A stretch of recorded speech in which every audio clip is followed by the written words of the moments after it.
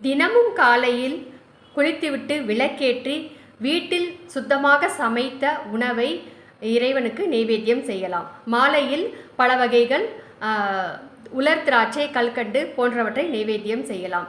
இந்த நைவேத்தியம் செய்த பிரசாதத்தை நாம் தான் உண்ண வேண்டும். காகத்திற்கு வைக்கக்கூடாது. இந்த பிரசாதமானது நமக்கு நீள் ஆயுள், நிறை செல்வம், வான் புகழ், மெய்ஞானம் ஆகியவற்றை கொடுக்கும். இறந்தவர்களுக்கு முதல் 11 நாட்களிலும் ஒவ்வொரு அமாவாசையிலும் திதி தர்ப்பணம் போன்ற நாட்களிலும் படையல் வைத்து பூஜை செய்கின்றோம். அந்த பூஜை செய்த அன்னத்தை நாம் காகத்திற்கு ஒரு பங்கை காகத்திற்கு வைத்துவிட்டு மற்ற பங்கை நாம் புசிக்கலாம்.